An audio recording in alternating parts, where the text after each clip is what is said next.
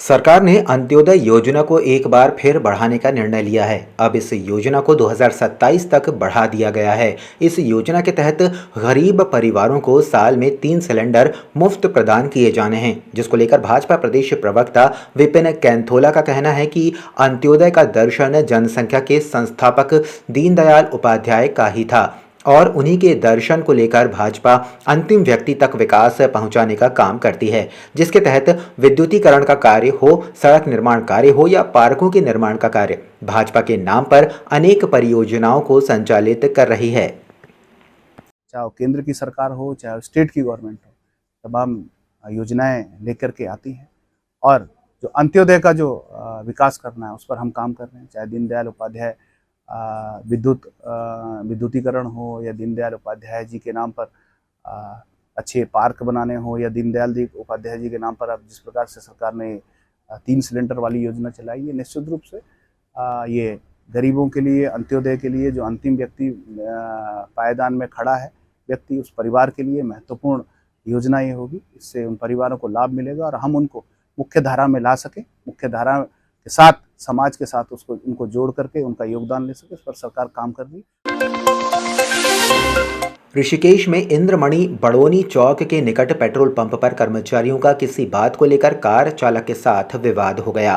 विवाद में petrol pump कर्मचारियों ने लाठी डंडों से कार चालक पर हमला कर दिया। पेट्रोल पंप से किसी तरह जान बचाकर कार चालक कोतवाली पहुंचा, जहां पीड़ित ने पुलिस को तहरीर देकर पेट्रोल पंप कर्मचारियों पर कानूनी कार्रवाई करने की मांग की। पुलिस ने तहरीर के आधार पर मुकदमा दर्ज कर 3 आरोपी पेट्रोल पंप कर्मचारियों को गिरफ्तार कर लिया है। हमले की वीडियो सोशल मीडिया पर वायरल हो रही है।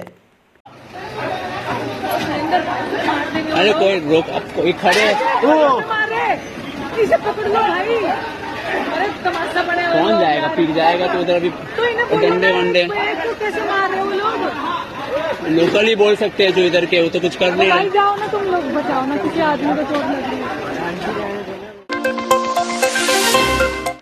कांग्रेस प्रदेश प्रवक्ता शीशपाल बिष्ट ने भाजपा द्वारा जारी बयान पर जवाब देते हुए कहा है कि भाजपा कांग्रेस के बूढ़े घोड़ों पर ध्यान देने के बजाय अपनी पार्टी पर ध्यान दे। बीजेपी को नसीहत देने से पहले अपनी पार्टी के नेताओं को देखने की जरूरत है। कांग्रेस के कार्यकर्ता अपने वरिष्ठ नेताओं के मार्गदर्शन पर कार्य करती है, न कि भाजपा के नेताओं की तरह जो अपने नेताओं के कथन को एक कान से सुनकर दूसरे कान से निकाल देते हैं और जो बीजेपी के नेता कांग्रेस के बूढ़े घोड़ों की बात कर रही है। कांग्रेस उन्हीं बूढ़े घोड़ों के मार्गदर्शन पर निकाय चुनाव और उपचुनाव में परचम लहराएगी।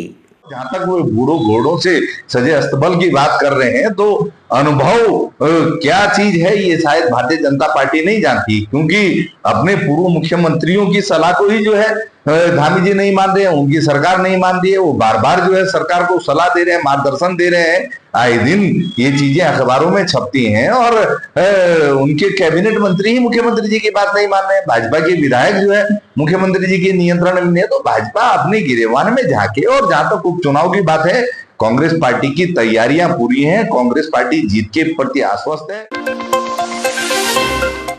रुड़की की बेटी फातिमा बतूल ने ओलंपिक में कांस्य पदक जीतकर रुड़की का नाम रोशन करने का काम किया है। आपको बता दें कि 21 सितंबर से 23 सितंबर तक नैनीताल में चली वाटर स्पोर्ट्स प्रतियोगिता में फातिमा बतूल ने कांस्य पदक हासिल किया। फातिमा बतूल सिराज मेहंदी की पुत्री हैं और पिछले 2 सालों से वे लगातार 4 घंटे तक प्रैक्टिस करती आ रही थीं। वहीं फातिमा बतूल के पिता सिराज मेहंदी ने भी खुशी जाहिर करते हुए कहा है कि उनके लिए बहुत ही फख्र की बात है कि उनकी बेटी ने आज ये मुकाम पाकर उनका और रुड़की का नाम रोशन किया है।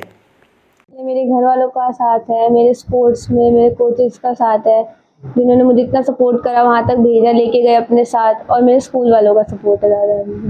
कितनी मेहनत करनी पड़ती है? यहाँ से मैं कम से कम 7-8 घंटे में मेहनत करनी पड़ती थी, सुबह से शाम तक। लगातार कितने समय तक की? 4 घंटे।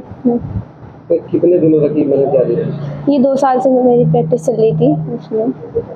आज जो कांस्य पदक आपको मिला है, कैसा लग रहा है, किस तरह का महसूस कर? मैं बहुत अच्छा महसूस कर रही हूँ कि मुझे यहाँ मिला, मुझे मेरी मेहनत कामयाब हुई, मैंने कुछ करा अपने राज्य के लिए। भाई मेरे लिए बड़े फख्र का मकाम है ये कि एक मेरी बेटी जो है वो आज कांस्य पदक लेके आई है और जाहिर सी बात है एक बाप के लिए बहुत फख्र का और सीना चौड़ा करने वाला मकाम है। ग्राउंड पे जो मेहनत करती है वो उसमें तकरीबन 7 घंटे मान के चलिए आप, 3 घंटे सुबह और 4 घंटे शाम प्रैक्टिस करती है, और उसके बाद भी जो है इसका ख्याल रखा जाता है घर के अंदर डाइट वगैरह का, तब जाके एक बच्ची मेडल लेके आती है। इंसानी जीवन में जंगली जानवरों की दस्तक लगातार देखने को मिल रही है। सूचना मिलने के बाद जंगल के रखवालों का आश्वासन भी मिलता है, लेकिन जंगली जानवरों के हमले का सिलसिला लगातार जारी है। काशीपुर क्षेत्र में आबादी वाले क्षेत्र सहित लगातार गुलदार की चहलकदमी देखने को मिल रही है। चहलकदमी से दहशत का माहौल बना हुआ है। बीते दिन 19 सितंबर को द्रोणा सागर पर गुलदार की चहलकदमी के बाद जसपुर रोड ढेला नदी के पास एक टाइल्स की फैक्ट्री पर गुलदार की चहलकदमी दिखाई दी। विश्व पर्यावरण दिवस पर स्वच्छता ही सेवा पखवाड़े के अंतर्गत शहर में साइकिल रैली निकालकर पर्यावरण संरक्षण का संदेश दिया। नगर निगम के नगर आयुक्त शैलेंद्र सिंह नेगी ने रैली में शामिल होकर प्रतिभागियों को प्रतीक चिन्ह देकर सम्मानित किया। इंद्रमणि बड़ौनी चौक पर साइकिल रैली का शुभारंभ पद्मश्री कल्याण सिंह रावत मैती ने हरी झंडी दिखाकर किया।